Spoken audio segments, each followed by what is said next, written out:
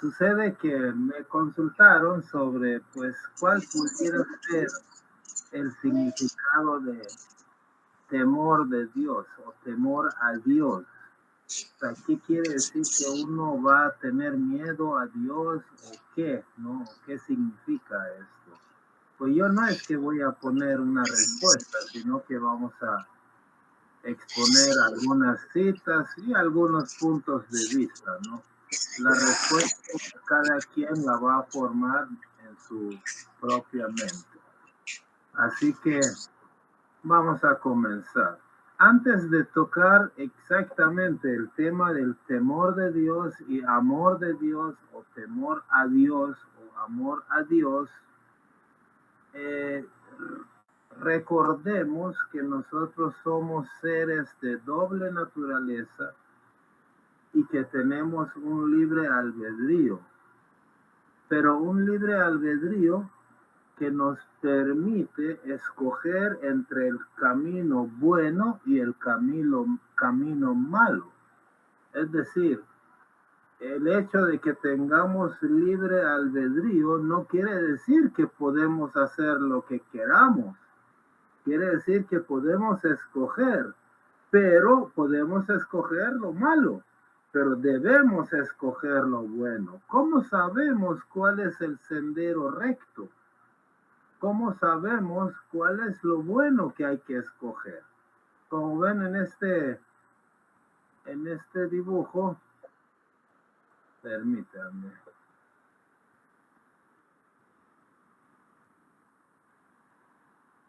Ok. Entonces, como ustedes logran ver en este dibujo, hay dos caminos para la humanidad, ¿no? Uno de esos caminos es un pantano. Es decir, si yo escojo el camino del lado izquierdo, el rojo, pues es el pecado, es el pantano, escojo mi naturaleza baja, escojo el infierno, ¿no? Lo que pintan como infierno, ¿no? Escojo estar lejos de Dios. Voy a negar al mensajero de Dios, por ejemplo, o voy a ser un infiel. Eso es buscar como la parte material, no solo preocuparme por el dinero, por los placeres mundanos, la avaricia, la gula, todo eso, ¿no?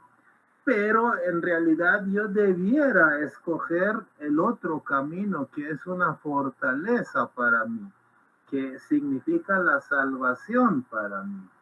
O sea, la naturaleza alta que Dios me ha dado la oportunidad de gozar, ¿no? O puedo entrar en una fortaleza que es el arca, es la alianza de Dios, es el paraíso. Puedo estar en la cercanía de Dios. Obviamente aceptar el mensajero de Dios, ¿no? Y ser un fiel hacia el mensajero de Dios. Y todo eso significa haber escogido el camino espiritual. Entonces, en este mundo, para el hombre hay dos caminos, el de Dios y el de la naturaleza baja. El de Dios es el camino divino, espiritual, y el de la naturaleza baja es el camino que a veces lo llaman satánico, sin que con eso yo esté declarando mi creencia en un ser llamado Satanás, no, sino que es un término que se refiere a la naturaleza baja del ser humano, ¿no? Si bien se me da la libertad de escoger, mi responsabilidad es escoger el camino bueno. No es que dé igual, como dicen algunos, ¿no? Que no importa, haga lo que haga, siempre estoy a salvo. No es así. El camino bueno es el que conduce a la fortaleza que Dios dispone para nosotros en cada época, ¿no? Entonces, el camino correcto de Dios es como una fortaleza. Esta fortaleza que ven está en Shiraz. Se llama Ark de Karim Khan, que fue un rey persa, cuya sede fue en Shiraz. Solo lo puse como cultura general, ¿no? Entonces, el camino correcto para mí es como una fortaleza. Esta fortaleza un día se llamaba Arca de Noé, por ejemplo, ¿no? O sea, los que entraron al Arca de Noé, pues estaban a salvo. Obviamente es una metáfora, no es que hubo una arca donde entraron una pareja de cada animal, sino que pues, es una metáfora que significa el que entró al arca de Noé, pues se salvó porque creyó en la palabra de Dios, en la alianza de Dios, ¿no? También lo llaman el arca o el barco o la fortaleza o el arca carmesí, la alianza de Dios. Hay diversas formas, ¿no? La fe de Dios. Ahí es la fortaleza donde yo tengo que entrar, ¿no?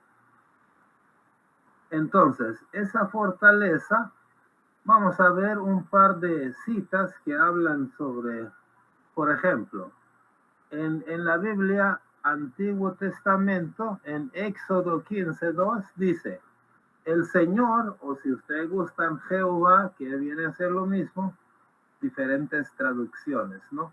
El Señor es mi fortaleza. Es decir, si yo escojo el camino de Dios, entonces voy a entrar a una fortaleza. Y mi cántico y ha sido mi salvación. Entonces yo voy a entrar a esa fortaleza que Dios ha designado para mí, para estar a salvo, para buscar mi salvación, ¿no? O voy a entrar a ese barco, a ese arca para estar a salvo. O por ejemplo, Proverbios dice, el nombre del Señor es una fortaleza, ¿no? El nombre del Señor es una fortaleza a la que el justo acude en busca de ayuda, ¿no? Entonces, el amor de Dios, la fe de Dios, el camino de Dios es como una fortaleza a la que yo debo entrar. Pero ¿cuáles son los requisitos para poder entrar a esa fortaleza? La veracidad, por ejemplo, los atributos. Podría ser, ¿no? Cumplir las leyes de Dios es un requisito. Otro. Pienso que de pronto el hecho de querer entrar en esa fortaleza, ¿no? O sea, esforzarse por entrar.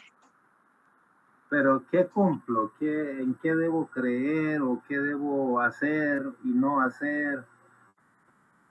O sea, simplemente porque yo quiero entrar, toco la puerta y abren, porque algunos religiosos me hacen ver que solo con entrar y ya estoy a salvo. Solo con querer entrar estoy adentro.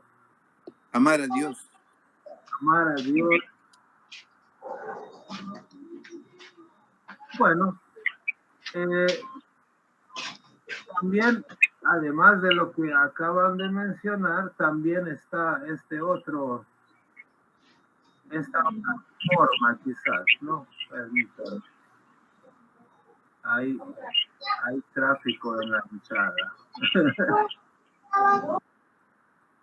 También podemos decir que para que yo esté a salvo hay dos requisitos.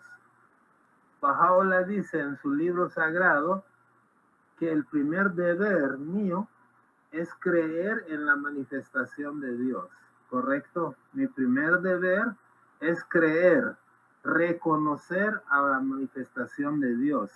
¿Qué quiere decir reconocer a la manifestación de Dios? Quiere decir que si yo soy un ciudadano de Egipto hace 3400 años, pues debo creer en Moisés.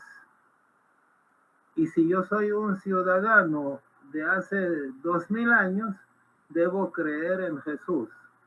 Si hoy soy un ciudadano de donde sea, no solo Egipto, de hace 1400 años, debo creer en Mahoma. Y si yo soy un ciudadano actual de cualquier parte del mundo, debo creer en el Bab y Baha'u'llah. Eso es reconocer a la manifestación de Dios en su día y es el primer requisito. Ahora, algunos dicen que ya con eso basta, con eso estás a salvo, pero Baha'u'lláh dice que no, no es suficiente. Hay un segundo requisito. Yo también debo obedecer sus mandamientos, ¿no? Entonces son dos requisitos: reconocer a la manifestación de Dios y obedecer todo lo que dice, y así estoy a salvo. Pero obedecer lo que él dice es hacer ciertas cosas y no hacer otras, ¿no? Entonces, digamos esto, y uno está libre de decidir, ¿no?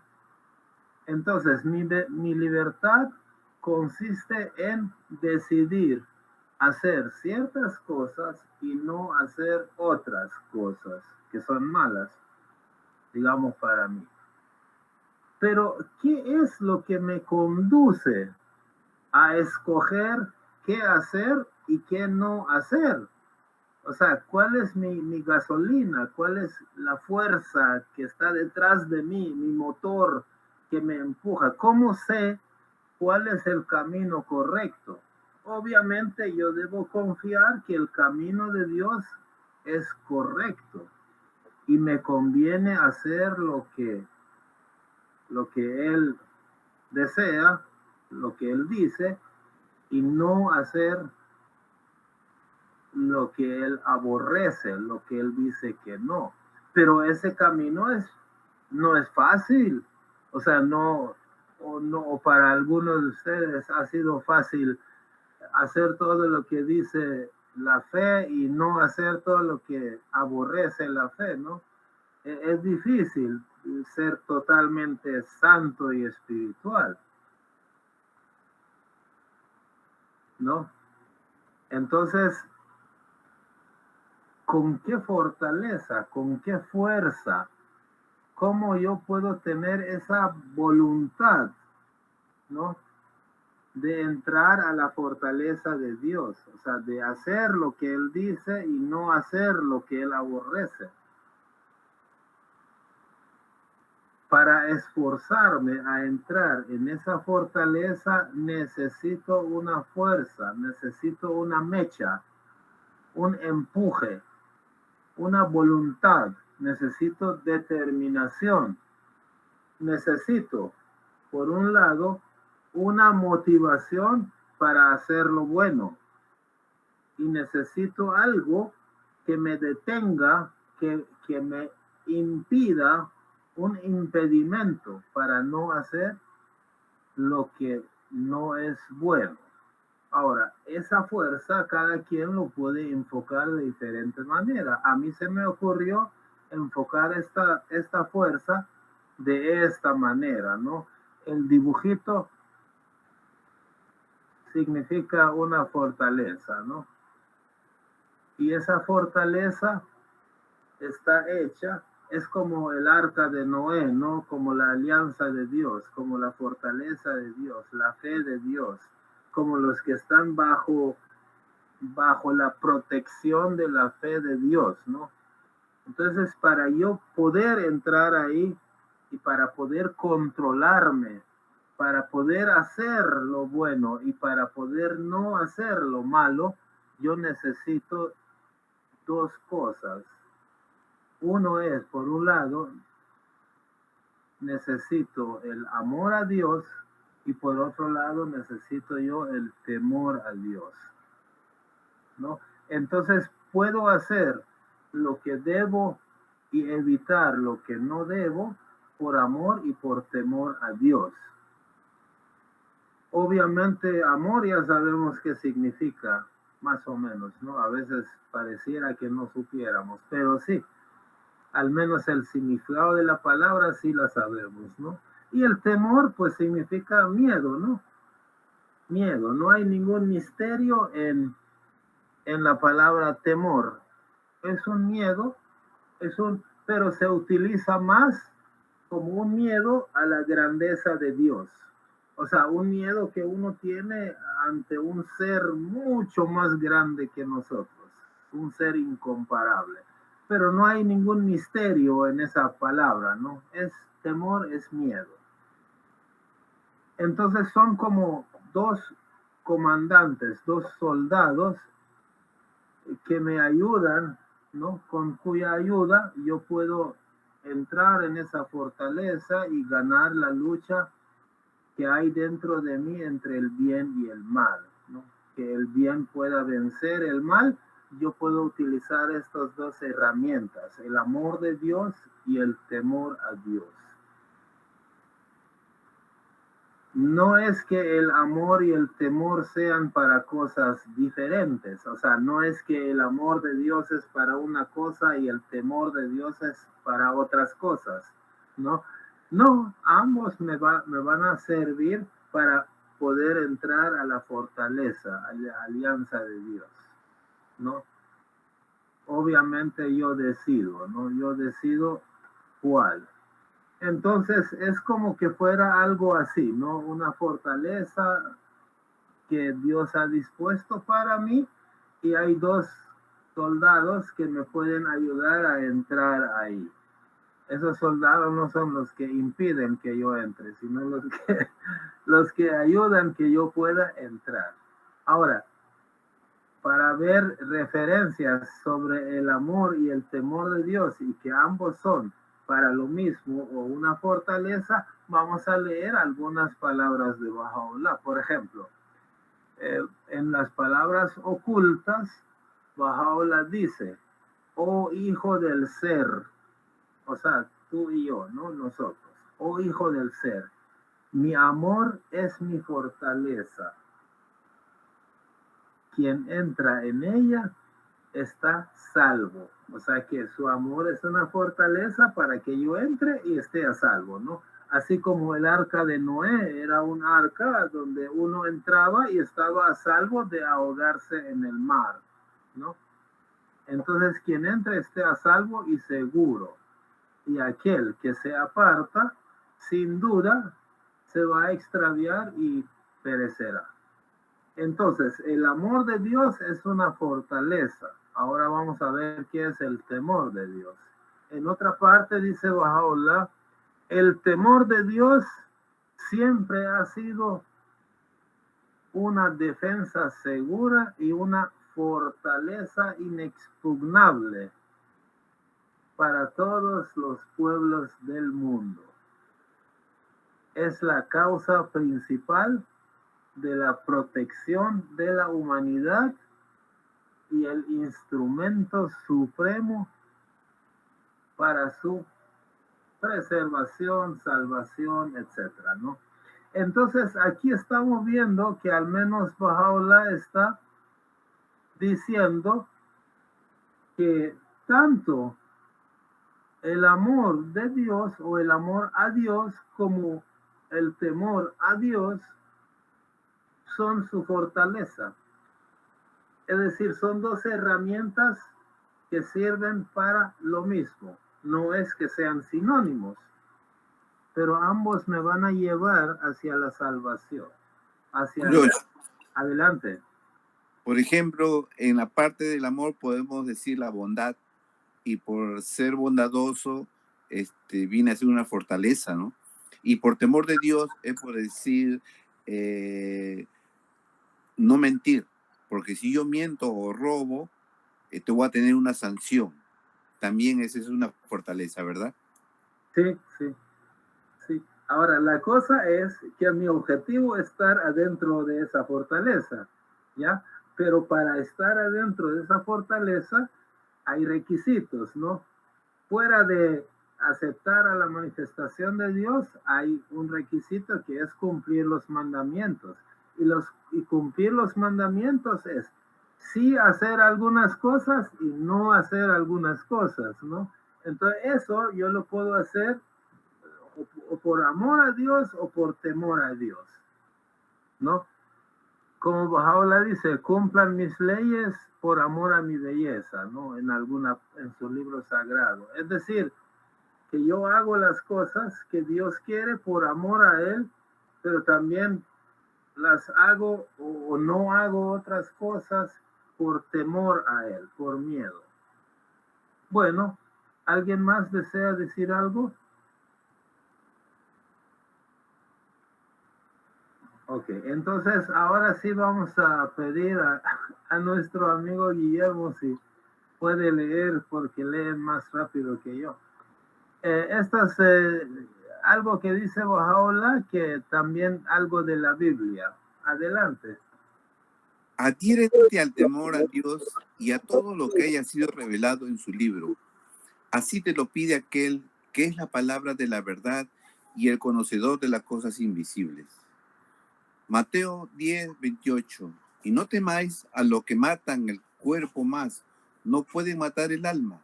Temed más bien a aquel que puede destruir el alma y el cuerpo en el infierno.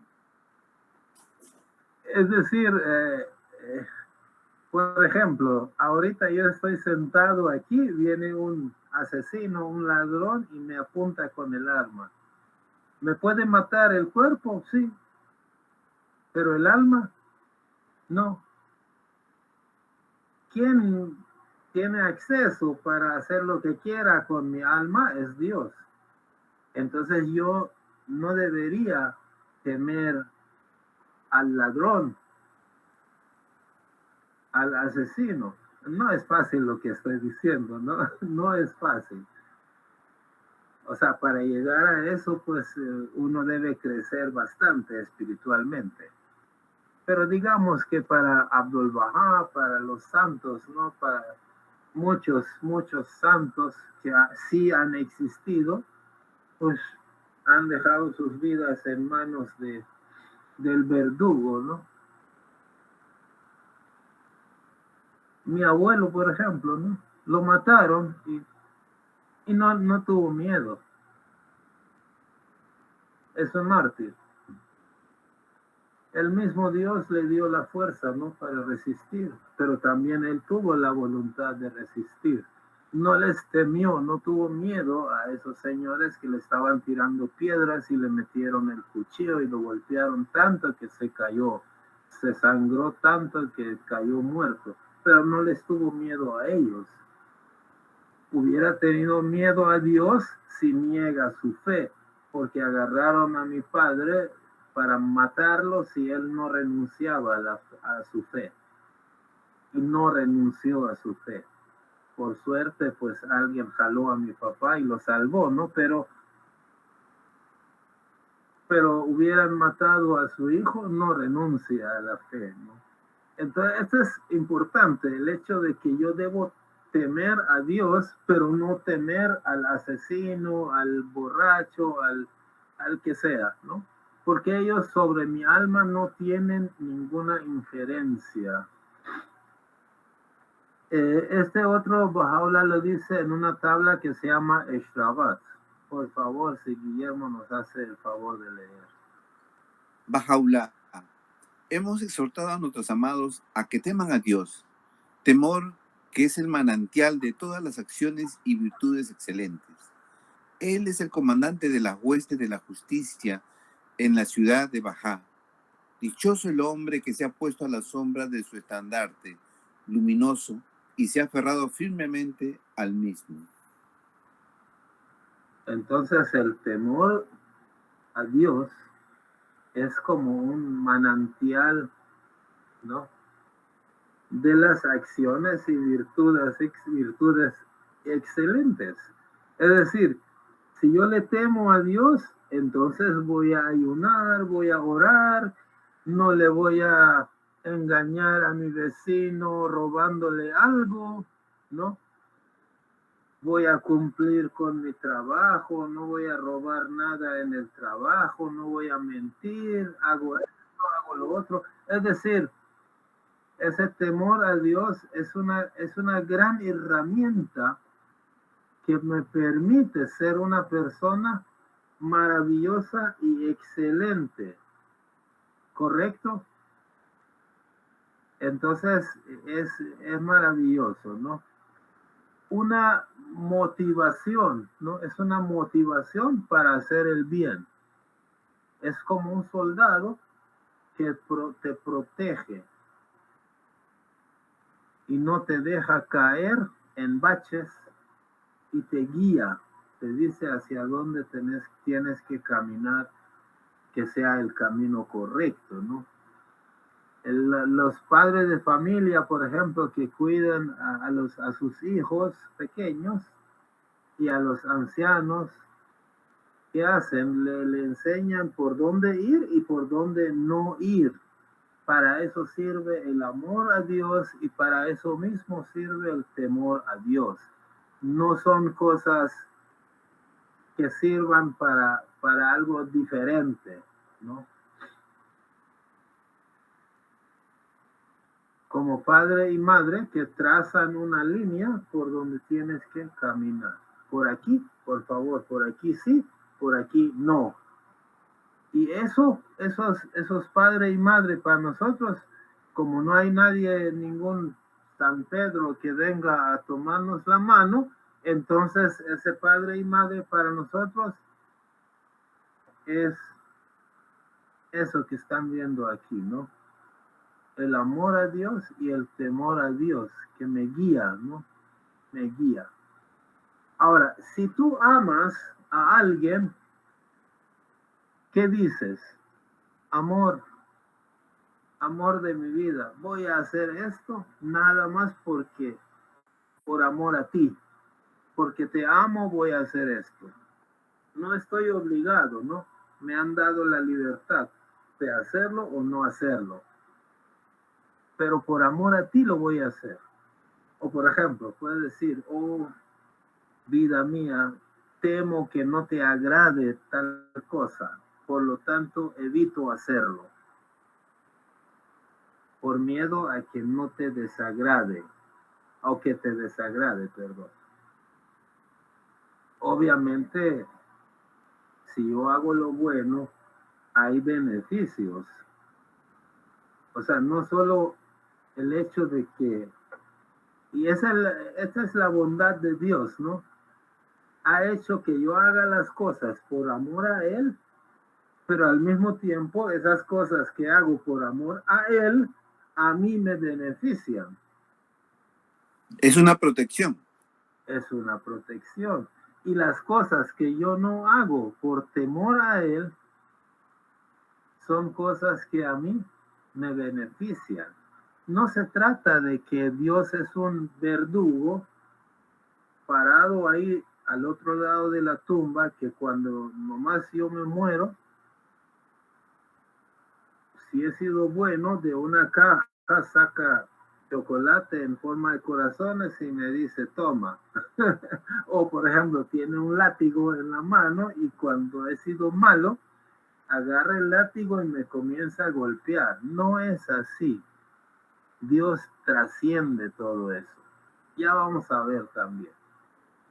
Eso de chocolate, premio y castigo de esa físico, eso es para los animales, aunque últimamente, en las últimas décadas, ya la mayoría de la gente tampoco está de acuerdo a que castiguen a los animales porque no aprenden los conceptos que les queremos enseñar. Pero bueno, en todo caso, ni para los animales es así, ¿no? Que alguien esté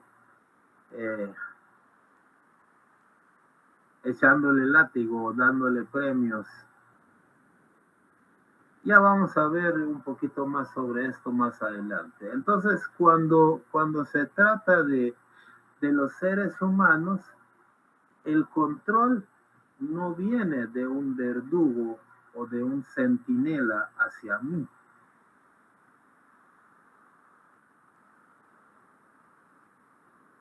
El control viene desde adentro de mí.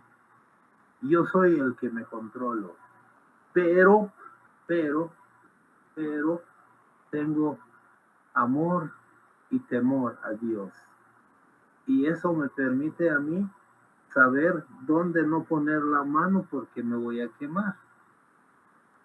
No, porque eso me indica el camino a mí, el amor de Dios y el temor a Dios. No hay un centinela externo, fuera de mí. Dentro de mí hay un chip de Dios. Digamos que en términos metafóricos, ¿no? Es como que Dios ha puesto un chip dentro de mi ser espiritual, a través del cual yo me controlo y veo la consecuencia de mis actos. Es una teoría mía, ¿verdad? No es nada que haya dicho Abdul Baha, pero no sé. Por ejemplo, vamos a ver unas palabras de Baha'u'llah. El favor, Guillermo. Oh hijo del espíritu, te creé rico, ¿por qué te reduces a la pobreza? Vuelve tu vista hacia ti mismo para que me encuentres estando firme dentro de ti, fuerte, poderoso y autosubsistente. Baha'u'llah, palabras ocultas. Eso es lo que decía, ¿no? O sea, yo sé que Dios no está dentro de mí. Aquí está hablando de ese chip, ¿no? Que Dios pone de Él mismo dentro de nosotros, ¿no? O sea, todas las cualidades y virtudes y que nosotros podemos tener acceso, ¿no? Por ser creación de Dios. Él ha colocado dentro de nosotros una capacidad. Y esa capacidad es mucho más que solo ser buenos y bondadosos, sino también la sabiduría y el conocimiento y el amor de Dios y el temor de Dios. Todo eso también es parte de nosotros. Entonces, por ejemplo, mi alma es el que se va a regocijar si yo me comporto bien, va a estar cerca de Dios. Y mi alma es el que se va a entristecer si yo soy una persona que se comporta mal. Veamos otro. Oh hijo del ser, con las manos del poder te hice, y con los dedos de la fuerza te creé, y dentro de ti deposité la esencia de mi luz. Conténtate con ella y no busques nada más.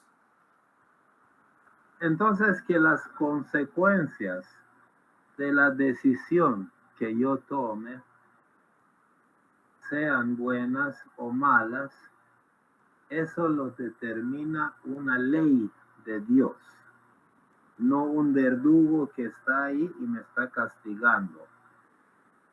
No es así.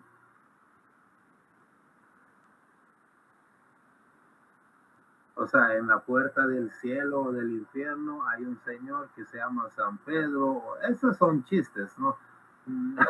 Pero digamos que hubiera un San Pedro o un diablo ahí que me cuestiona y qué has hecho y me castiga o me premia, pues no es así. Es la ley de Dios. Y el control viene de adentro, de mí mismo, ¿no? Entonces, como que la ley de Dios fuera una entidad o una persona que te castiga, no es así, no es así. Es una ley automática, ¿no? Como por ejemplo la ley de la gravedad. ¿Qué pasa si yo suelto una manzana? Se cae al suelo, ¿no? Pero viene quién, San Pedro, el ángel Gabriel o alguien a agarrarlo y llevarlo hacia el suelo, o viene Dios a llevarlo al suelo. No, es una ley. Una ley quiere decir una acción que provoca una reacción. No hay una persona que venga de parte de Dios y que lleve esa manzana hasta el suelo. ¿Correcto? ¿Qué opinan? ¿De acuerdo hasta ahorita?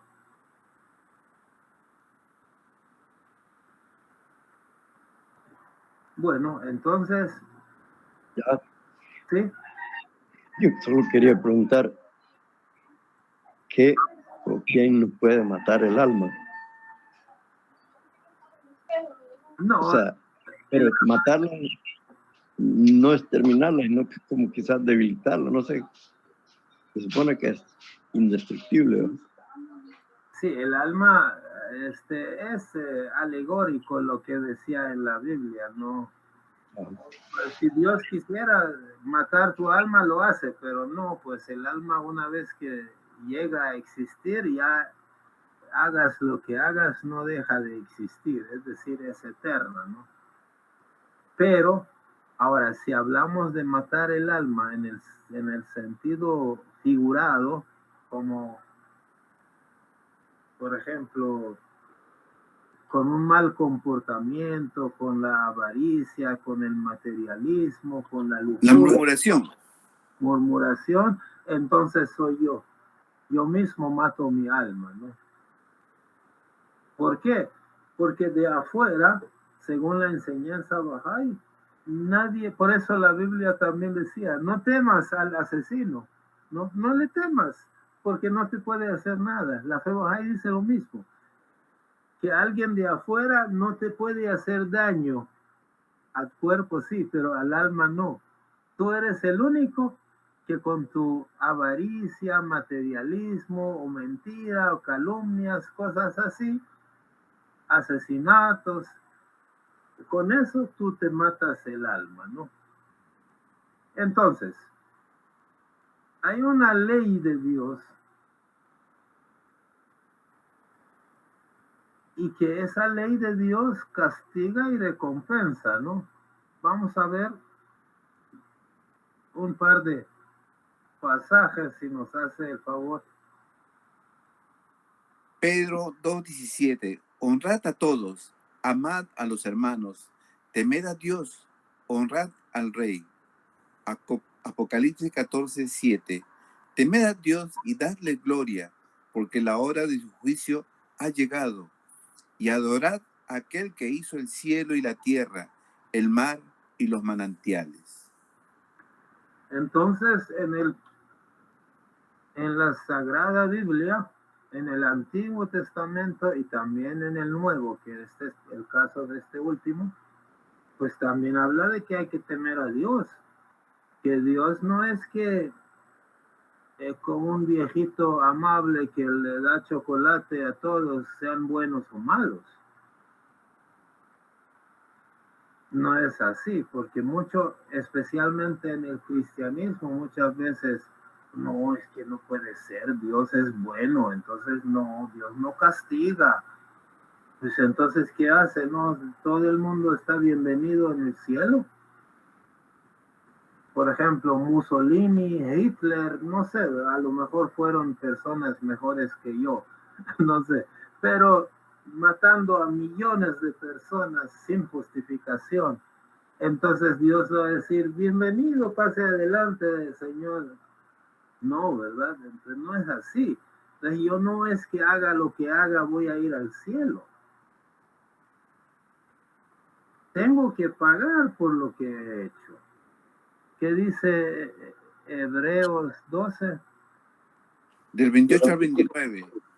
Así que recibiendo nosotros un reino inconmovible, tengamos gratitud y mediante ella sirvamos a Dios, agradándole con temor y reverencia, porque nuestro Dios es fuego consumidor. O sea que ven, Dios también es fuego para, pues depende, ¿no? ¿Para quién? Para alguien bueno no es fuego, pero para el que hace el mal puede ser fuego. Entonces Dios no es un vigilante, un policía, un centinela, un soldado que está parado ahí al otro lado de cuando uno muere.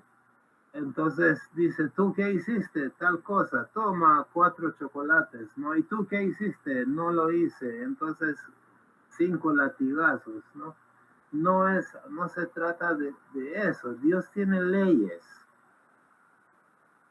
Las leyes que Dios ha creado, claro, las ha creado Dios. Esas leyes se encargan de poner las cosas en su sitio y tener el efecto adecuado. No hay una entidad parada ahí, sino es una ley automatizada. Les voy a dar un ejemplo. ¿Acaso el fuego quema o no? Quema, ¿verdad? O sea, al menos a nosotros los que estamos presentes aquí, metemos la mano al fuego y nos quema.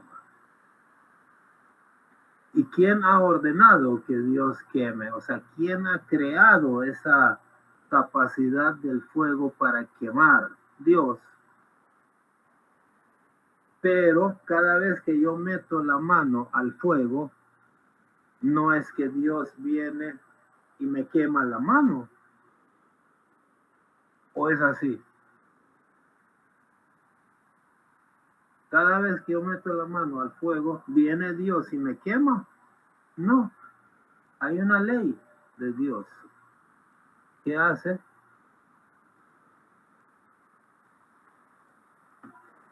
que se queme mi mano si meto la mano al fuego.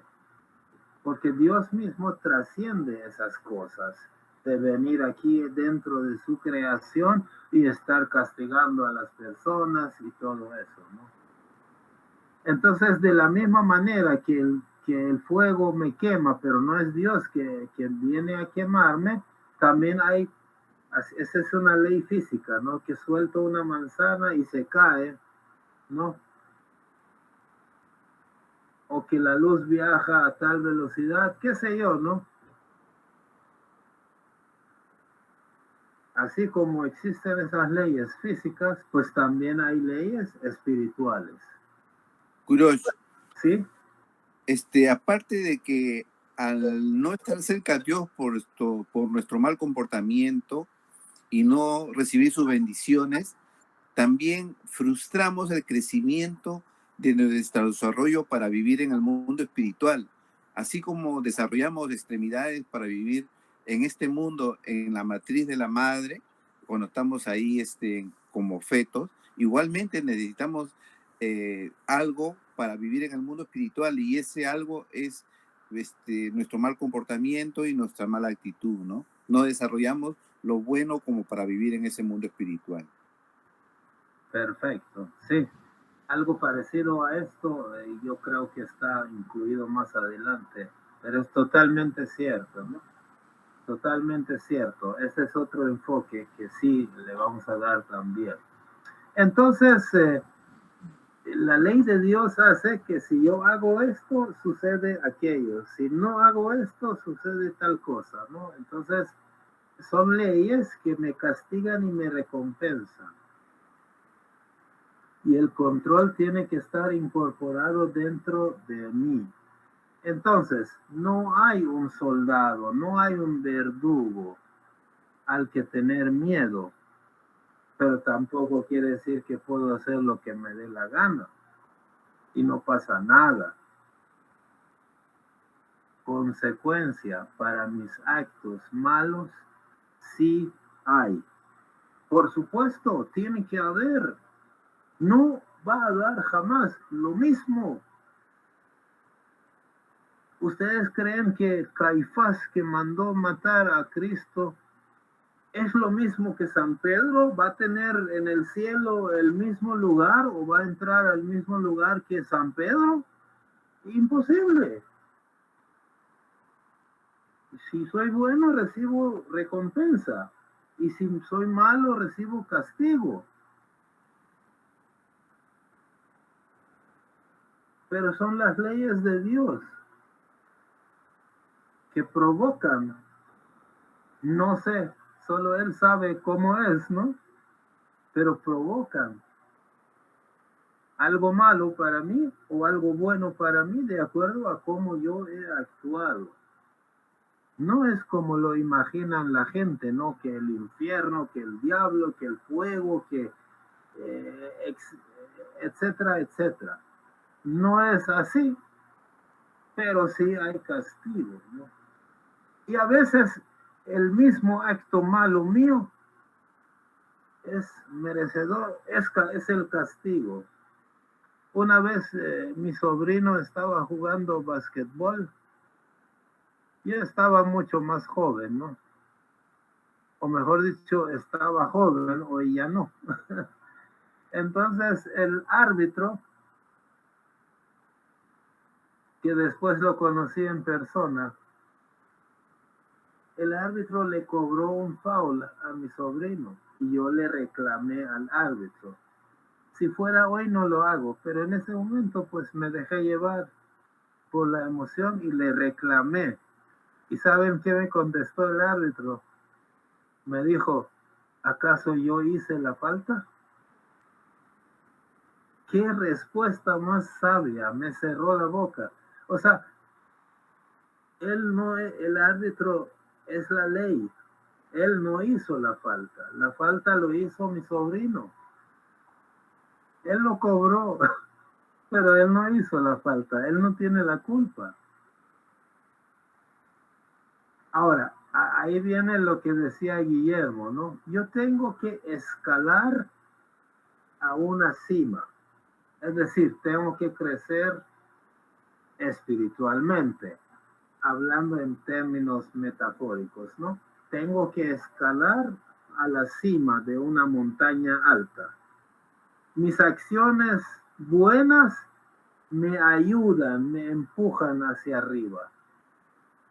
¿Y qué hacen las acciones malas? Me atrasan, hacen que me caiga y no pueda subir a esa cima que es la espiritualidad.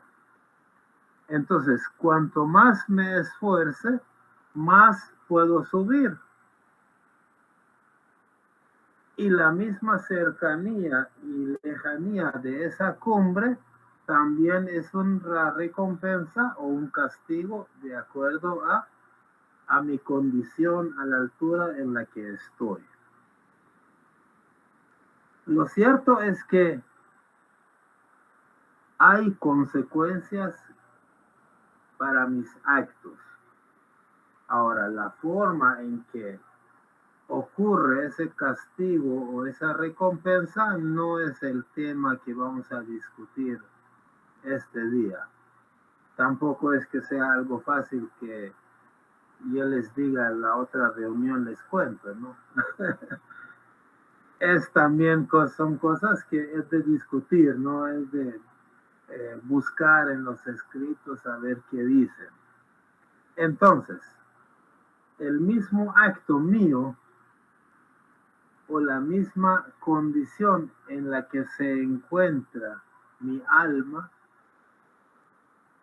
o es castigo o es recompensa, o es fuego o es frescura. No hay una persona que me esté castigando, pero hay una ley que genera para mi alma la condición de castigo o recompensa. No se trata de un paraíso donde hay árboles y un infierno donde hay fuego. Son condiciones del alma, ¿no? Del alma humana. Pero la consecuencia mala de los actos malos, llámelo como quiera, es algo que existe. ¿Ok? Ahora vamos a ver qué dice Baha'u'lláh en la tabla del mundo. A ver, por favor. Baha'u'lláh, tabla del mundo. En la formulación de los principios y leyes se ha dedicado una parte a los castigos, que constituyen un instrumento eficaz para la seguridad y la protección de los hombres. No obstante, el terror a los castigos hace desistir a las personas de cometer acciones viles y despreciables solo externamente, mientras que lo que guarda y refrena al hombre, tanto externa como internamente, ha sido y todavía es el temor a Dios. Vamos a leer el resto de la tabla ya para después comentar. El temor a Dios es el verdadero protector del hombre y su guardián espiritual. Al hombre le incumbe aferrarse tenazmente a lo que conduzca a la aparición de este don supremo. Perfecto. Ahora vamos a ver un cuadro. Vamos a ver este cuadro. Y vamos a ver. Entiendo yo que hay dos situaciones. Uno, cuando yo no robo, por ejemplo, ¿no? No robo porque me están viendo y me van a meter a la cárcel. Es decir, por miedo al castigo, evito robar. Quiere decir que si no me están viendo, robo y no pasa nada, ¿no? Esta es una condición. Que yo no robo, no hago el mal, porque tengo miedo a que me castiguen. Entonces, si yo logro que no me castiguen, robo, mato, hago lo que quiera, ¿no? Quiere decir que yo en sí no creo, no hago eso por amor, sino hago eso porque tengo miedo a que me castiguen. Esta es una forma, ¿no?, de evitar el mal. La segunda forma es lo que los escritos sagrados han llamado temor a Dios. O sea, que me vean o que no me vean. Yo sé que Dios ve a todo el mundo, ¿no? Pero no importa. Aunque nadie me esté viendo, aunque hubiera o no hubiera castigo, ¿no? Ese temor a Dios, que yo mismo lo controlo, yo mismo sé que no es correcto robar, por ejemplo. Es un control interno dentro de mí. Pues ya vimos que Dios está dentro de mí en el sentido metafórico, ¿no? Entonces, al decir que el temor a Dios no es lo mismo que miedo, probablemente se refiere a esta diferencia, ¿no? Obviamente la palabra temor significa miedo, ¿no? O sea, temor es miedo, no es otra cosa. Pero cuando uno dice miedo a tal cosa o lo compara con el temor a Dios, quizás se refiere a que si es por miedo al castigo, si uno evita las cosas por miedo a un castigo, entonces no me nace hacerlo o no hacerlo.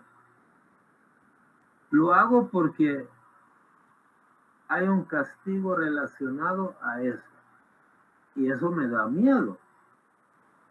No sé si me dejo entender el concepto, ¿no? Pero lo otro es que si es por temor a Dios, siempre hay castigos si lo hago, ¿no?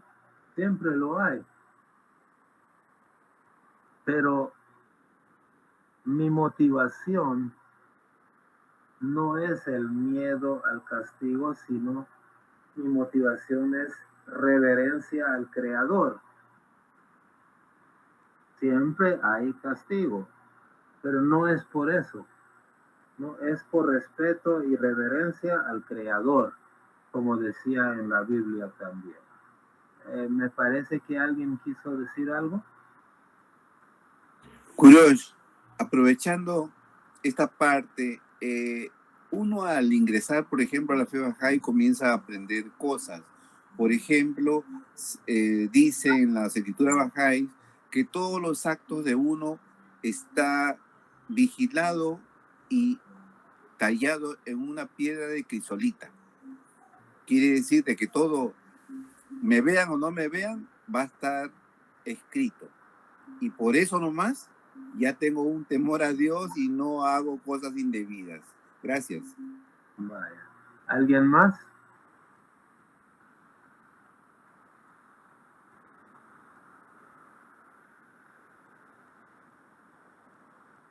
Bueno, entonces, en el cuadro ustedes están viendo un tercer término que es vergüenza.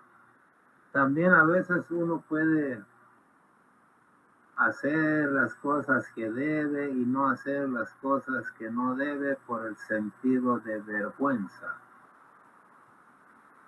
Pero ¿cuál es el problema?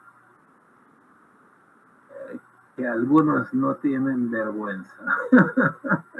Vamos a ver qué dice Bahá'u'lláh al respecto. Lo que acabo de decir es de lo que dice Bahá'u'lláh. En efecto, existe en el hombre una facultad que lo disuade y lo protege de todo lo que sea indigno e indecoroso, que se conoce como el sentido de la vergüenza. Sin embargo, está limitada a unos pocos. No todos la han poseído ni la poseen. Entonces, uno puede hacer las cosas o no hacerlas por miedo, por temor, así como vimos, pero también puede, porque le da vergüenza hacer las cosas malas. Pero ustedes, yo creo que somos testigos, todos nosotros, que hay quienes no tienen vergüenza. Por eso les dicen sin vergüenza a un montón de gente que hace las cosas a plena luz del día y no le interesa, ¿no? Entonces, bueno, ahora cambiando un poquito, para algunas personas, para muchos cristianos, ¿no? No todos, pero para muchos cristianos, todo el mundo va derechito al cielo. O sea, nadie va a decir, ay, cuando vayamos al otro mundo, al infierno. No, todos hablan de que van a ir al cielo a comer hot cake o pancake en el desayuno, con leche y miel, ¿no? Así creen, ¿no? Bueno, lo de hot cake es broma, pero así creen que van a ir al cielo. ¿Qué? O sea que Hitler, Mussolini, el destripador de Nueva York, o no sé si conocen a Garavito, un asesino serial de niños en Colombia, todos ellos van a ir al cielo a comer panqueque en el desayuno. No, no es así. Tienen que pagar lo que han hecho. Ahora, lo que no es que se vayan a quemar de por vida eternamente en el fuego del infierno. Pero tienen que pagar, tienen que pagar. Hay otros que creen que no, los que han hecho algo malo se van a ir a quemar eternamente en el fuego del infierno. Hay musulmanes y también hay judíos y cristianos que creen en eso, ¿no? Son más como extremistas. Tampoco es así. Pero uno, si ha hecho algo malo, lo paga y sigue. No es que lo va a pagar eternamente, ¿no? Ok, ahora vamos a ver otro cuadro. Vamos a comparar un poquito el temor y el miedo, ¿no? El temor que, por ejemplo, aquí está la comunidad Bahá'í con sus clases de niños, con grupos prejuveniles, libros, festividades, qué sé yo, un montón de actividades, todas buenas, no todas para el bien de la humanidad, y en todas está bienvenido cualquiera que tenga buena fe. Pero el temor que infunde, por ejemplo, un sacerdote, un pastor, en el corazón de sus feligreses para que no asistan a las actividades bahá'ís,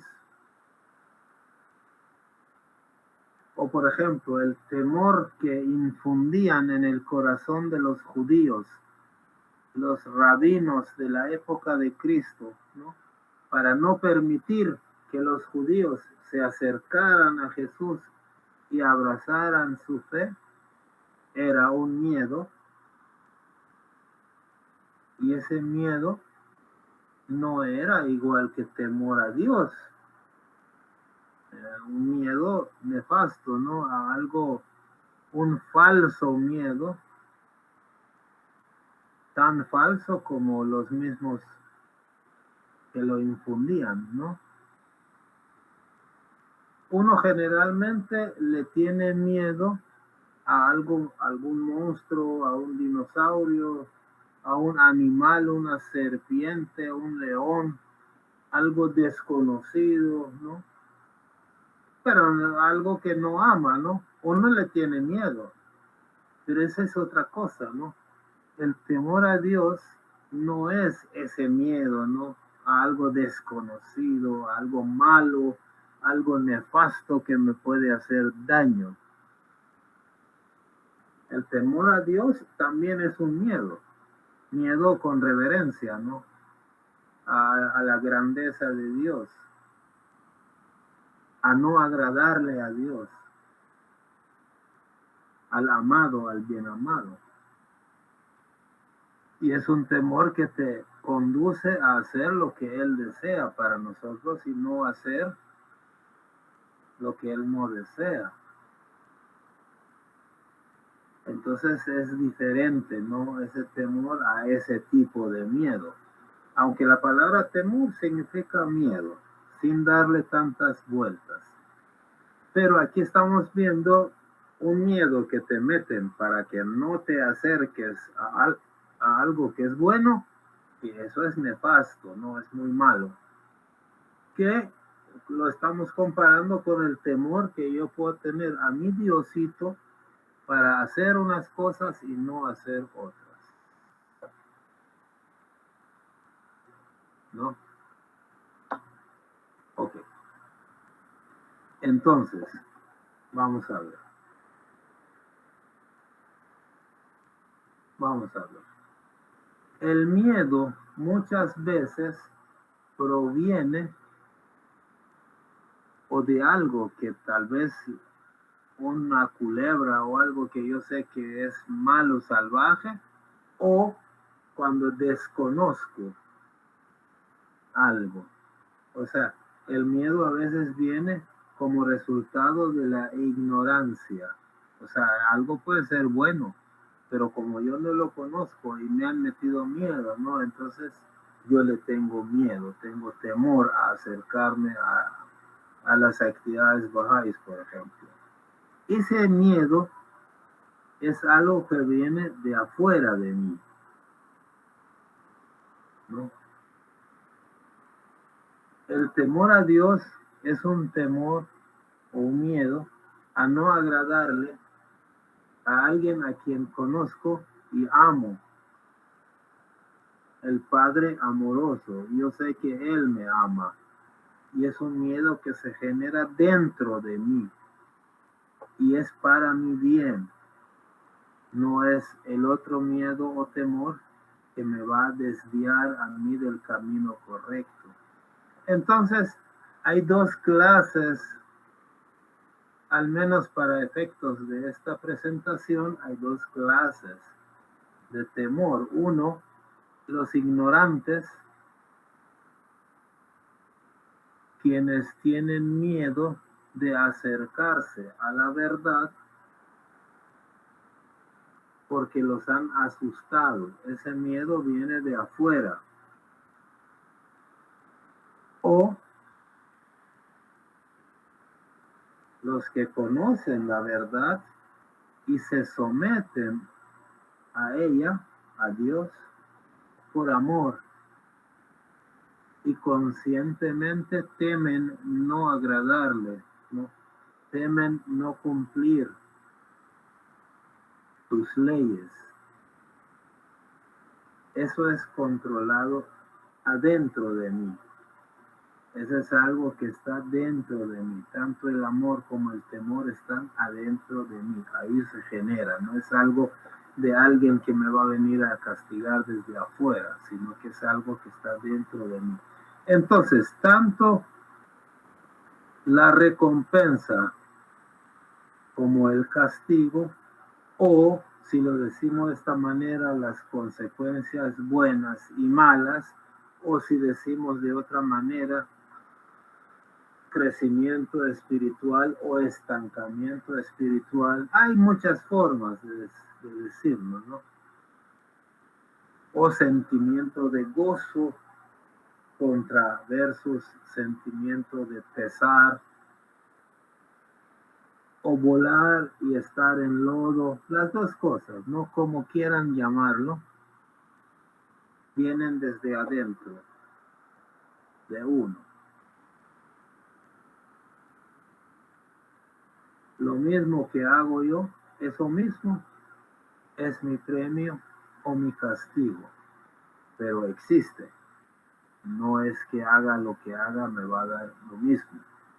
Entonces, también el temor a Dios puede ser un miedo a las cosas malas, puede ser un miedo a las malas consecuencias. ¿Por qué no? Pues si yo tengo que tener miedo, o sea, si yo tengo la oportunidad de robar, no lo hago. No importa si lo hago por amor a Dios o por temor a Dios. Pero si lo hago, me va a castigar.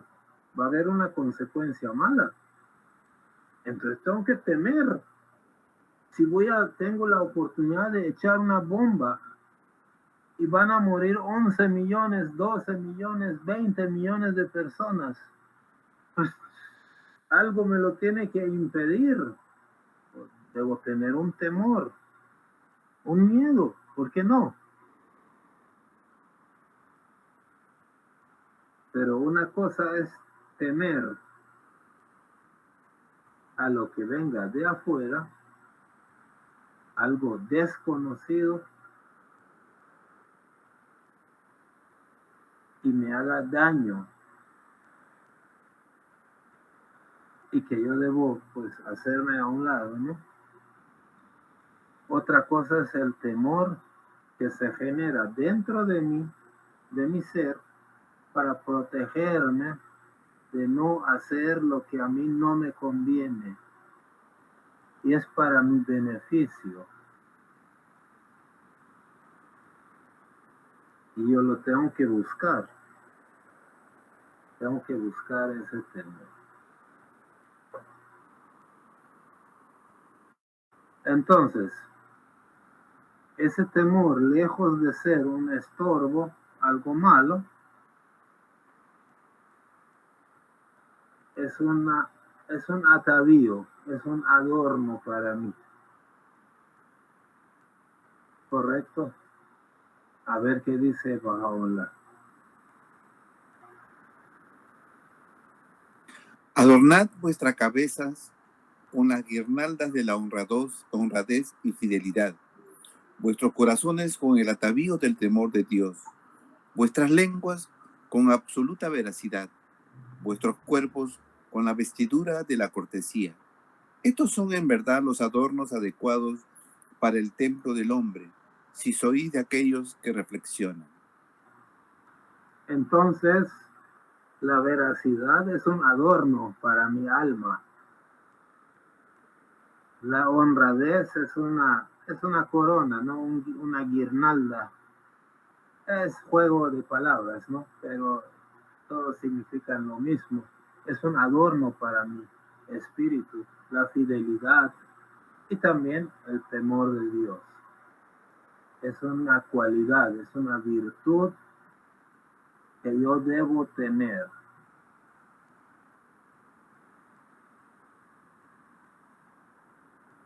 Ahora, una pregunta. ¿Cuál es la sabiduría? ¿Qué significa sabiduría?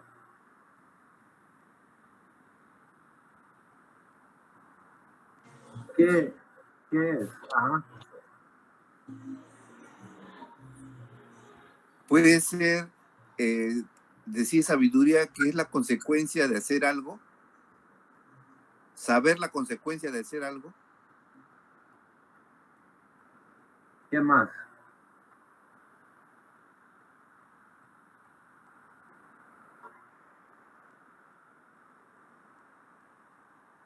¿Acaso donde yo vivo, sí?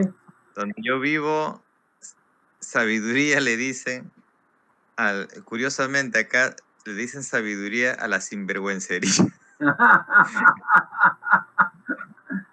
Bueno, vamos a ver la sabiduría bíblica. o de tablas de Bahá'u'lláh. Una pregunta, ¿sabiduría viene del conocimiento o de la habilidad o no? Hay una expresión de Bahá'u'lláh que dice, creo, a ver si no me estoy equivocando, que parte de la sabiduría es ser parco en palabras y abundante en hechos. De modo que sabiduría a veces no es hablar mucho o muy bien, sino vivir de acuerdo a cierta conducta que realmente pueda ser imitados por todos, por todo el mundo, ¿no? Si alguien hace algo que es aplicable a todas las culturas, por lo bueno que es un acto sabio, ¿no? Una actitud de sabiduría. Gracias, sí. En esa misma tabla también está lo que yo les he preparado. De esa misma tabla donde Bahá'u'lláh dice eso, ahí mismo también dice algo más sobre sabiduría. Por ejemplo, yo les pregunto, Einstein ha sido, digamos, el científico más conocido, más reconocido, y que Dios lo bendiga por todo el aporte que ha hecho a la humanidad. No lo voy a juzgar ahorita, pero digamos, comparado con una señora analfabeta, ¿podemos decir que Einstein tiene sabiduría y esa señora analfabeta no la tiene? Pues si decimos eso, porque la sabiduría viene con el conocimiento y con las habilidades matemáticas, físicas, químicas, etcétera, ¿no? ¿Será así o sabiduría es otra cosa?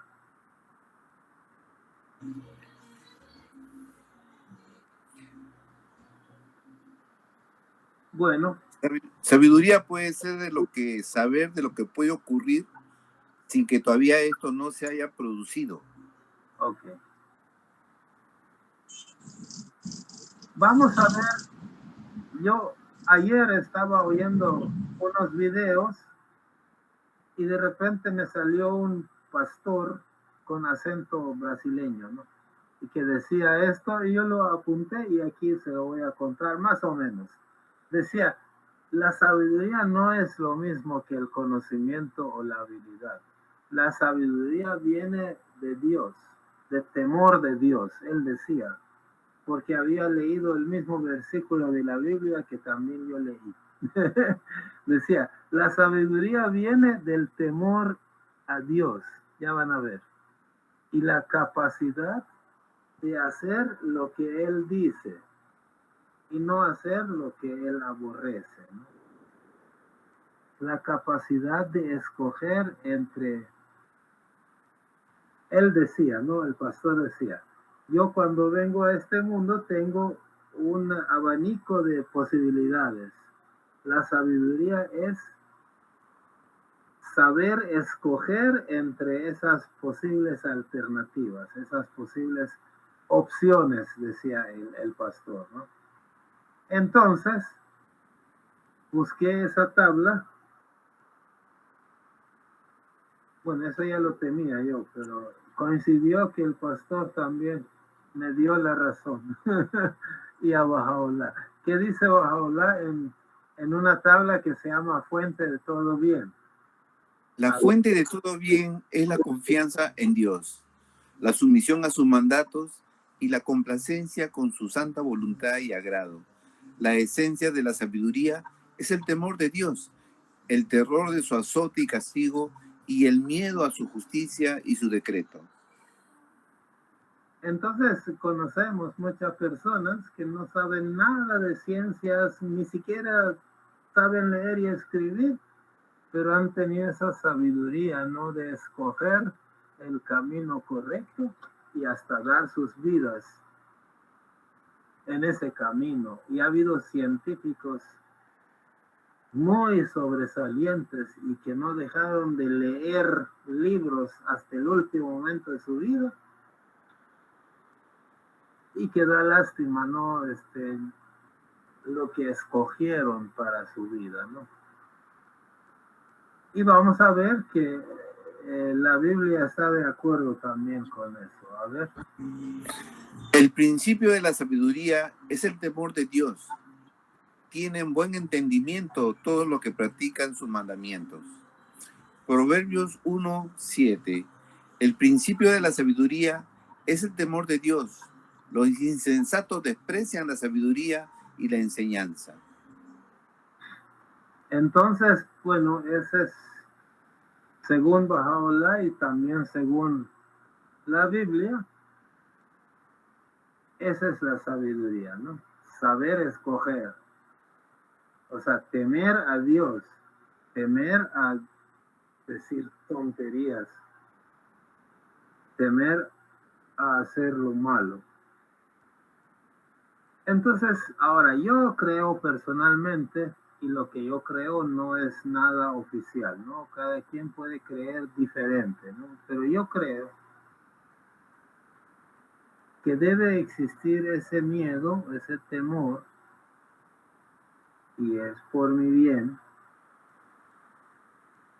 No es correcto decir que Dios es bueno y no castiga. Hay gente que dice, no, Dios no castiga, no puede castigar porque es bueno. ¿Qué? Entonces, sea quien sea, ¿lo va a dejar ahí? No dejar que Garavito era un colombiano que violó y asesinó a niños inocentes. ¿Y que no lo castiguen? Que vaya al cielo a comer panqueque en el desayuno con leche y miel. No es así. Tiene que tener una consecuencia.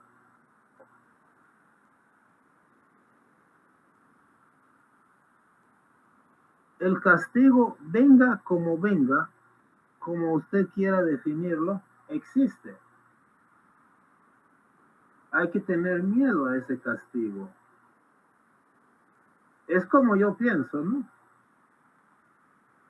Hay que tener miedo para no hacer las cosas malas. Temor significa miedo, y así es. Un asesino de lesa humanidad, si tan solo hubiera tenido el temor a Dios, no lo hace, pero no lo tuvo. Los asesinos seriales, si tan solo un poquito temieran a Dios, no hacen lo que han hecho. Y si supieran lo que les espera, no hacen lo que han hecho. Entonces, yo pienso que sí, Dios es amor, pero premia y castiga, ¿no? Kurosh, en el Kitab Yagdas, lo poco que recuerdo, hay una parte donde dice de que la infidelidad será castigada por algo terrible en el mundo de Dios, en el mundo espiritual. Sí. Entonces, no sé si podemos, volver a leer esto. La fuente de todo bien es la confianza en Dios, la sumisión a sus mandatos y la complacencia con su santa voluntad y agrado. La esencia de la sabiduría es el temor de Dios, el terror de su azote y castigo, y el miedo a su justicia y su decreto. Eso lo dice Baha'u'lláh, ¿no? Y es muy sabio de mi parte temer a Dios y tener terror a su azote y castigo, tener miedo a su justicia y a su decreto, ¿no? O sea que no se puede decir que, ay no, que Dios es bueno, es bondadoso, no castiga. Obviamente no es Dios el que echa los látigos, sino que es la ley de Dios. Pero al fin y al cabo es Dios el que ha establecido esas leyes, ¿no? Y Dios, a través de sus leyes, ha establecido castigo para el que se comporta mal. No puedo yo hacer lo que me dé la gana y estar contento de que estoy bienvenido en el paraíso solo porque soy yo. No es así, ¿no? No sé. Si alguien desea agregar algo, pues adelante.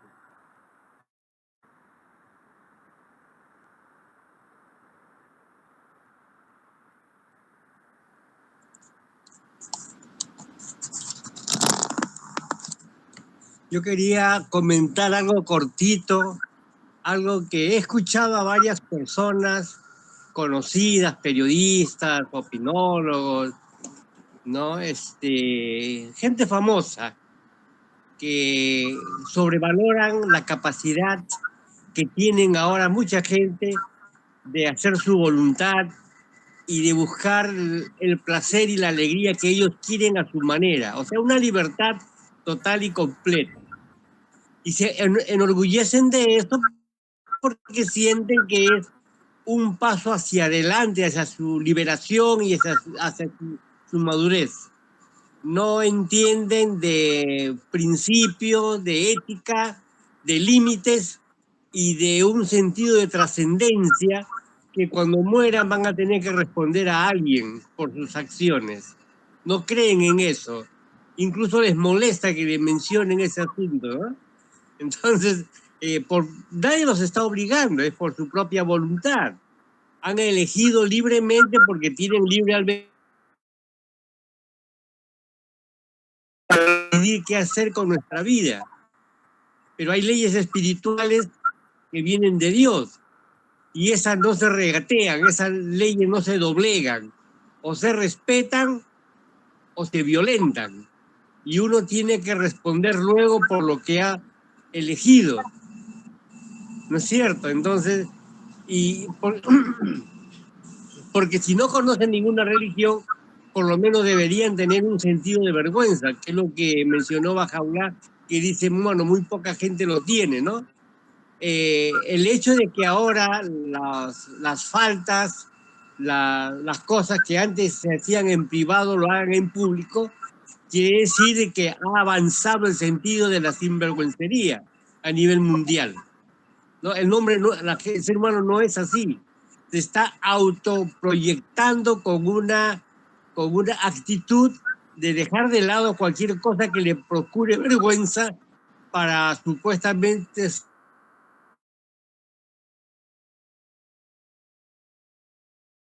pasemos al otro mundo, vamos a entender si hicieron bien o hicieron mal. Y ya no va a haber manera de rectificar porque ya está hecho. Gracias. Gracias. Sí, ahora también Dios es bondadoso y perdonador, pero a veces uno malinterpreta el hecho de que Dios sea perdonador. Siempre y cuando sea un arrepentimiento de corazón, que exacto, el corazón lo conoce Dios. A eso voy, ¿no? Dios te perdona si tú puedes haber hecho lo que hayas hecho, pero si tú rectificas, te arrepientes y rectificas, entonces borrón y cuenta nueva no es exactamente lo mismo, ¿no? Que una persona que siempre fue santa. Pero Dios te perdona. Dios te perdona. Y sigues adelante ya como otra persona.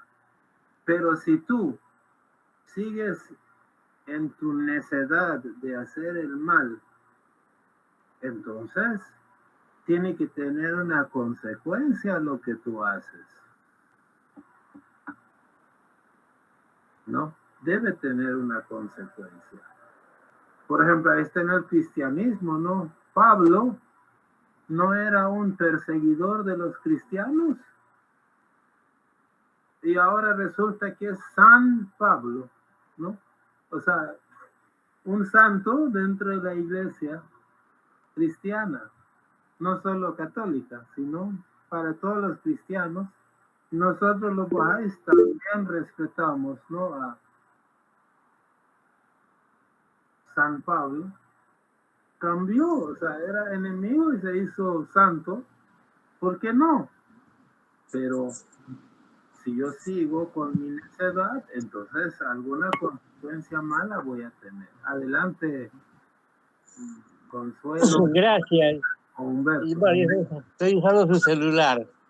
¿Sabes qué? En el punto que tú usaste sobre si Albert Einstein, el más grande científico del siglo XX, era sabio o no, y si lo comparabas con otra persona, yo estaba relacionando a Einstein, el conocimiento de Einstein y la sabiduría de Pedro. El apóstol Pedro, dice Abdul Bahá, que no sabía leer ni escribir, pero la sabiduría que demostró él, por Dios, ha ayudado a millones de seres humanos a avanzar en el mundo espiritual y acomodar su vida de acuerdo a las enseñanzas de la manifestación divina que es Jesús.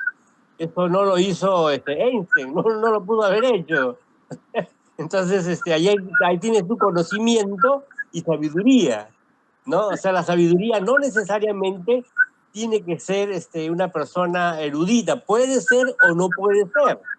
O sea, no necesariamente, ¿no? Pero Dios es tan bondadoso, tan maravilloso, que permite que gente iletrada, muy humilde, sin conocimiento, ¿no?, sin estudios superiores, pueda tener una comprensión de la vida que ayude a muchas personas a seguir adelante, ¿no?, y a mejorar su condición de vida. Sí, gracias. San Pedro fue tan sabio que iba caminando y solo Cristo le dijo: hey, ¿a dónde van? A pescar. No, vengan conmigo. Y vinieron con él. Simplemente. Entonces, o sea, no tuvo que mostrarles ninguna ecuación matemática, ninguna profecía, ninguna demostración. Simplemente vino. Hubiera sido un científico, pues sí, había científicos religiosos también, ¿no? Caifás, Anás y otros, que por más que se les explicó, no entendieron, ¿no?